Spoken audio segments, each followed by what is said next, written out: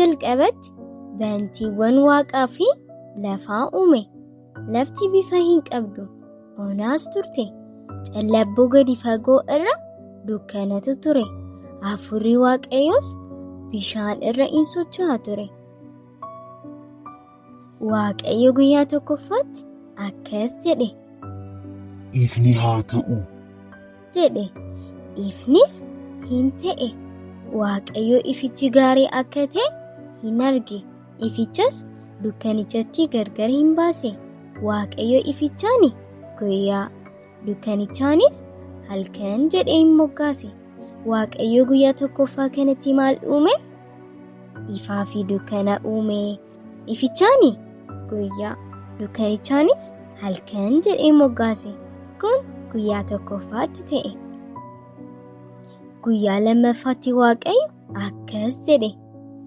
bishaan keessatti bantiin akka waacitii gombifame tokko haa ta'u. Innis bishaan isa ol hafee fi isa gadi hafe gargar hawaasu jedhe. Akkuma waaqayyo jedhes hin ta'e. Waaqayyo bantii sanaan waaqa jedhee hin moggaase. Waaqayyo guyyaa lammaffaatti maal uume? Bantii waaqaa uume. Kun guyyaa meeqaffaatti ta'e ijoollee? Guyyaa lammaffaatti ta'e. Egaa waaqayyo guyyaa sadaffaatti immoo akkas jedhe. bishaanonni bantii waaqaa kanaa gadi jiran iddoo tokkotti walitti haa qabaman. Lafti inni bishaan irra hin ciifne haa mul'atu jedhe. Waaqayyo iddoo bishaan irra hin ciifne sanaan lafa jedhe. Bishaanota walitti qabaman sanaan immoo galaana jedhee in moggaase. Itti fufee waaqayyo akkas jedhe. lafti biqiloota haa baasu. Mukeen, dhaabotaa fi biqiltoota sanyii of keessaa qaban haa biqilchu jedhe. Innis ijoollee akkuma waaqayyo jedhe hin ta'e. Waaqayyo guyyaa sadaffaa kanatti maal uume? Lafaa fi galaanota adda baase.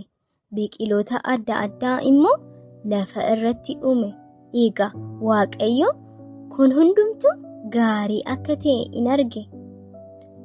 Waaqayyo guyyaa afuraffaatti akkas jedhe. guyyaa fi halkan akka gargar ba'uuf bantii waaqaa keessa ibsitoonni haa jiraatan jedhe. Ibsitoonni kun milikkitoota buusaan waggaa, guyyoon, waggoonnis ittiin beekamanidha. Akkasumas ibsitoonni kun waaqa irraa ifanii guyyaa fi halkan kan gargar baasanidha.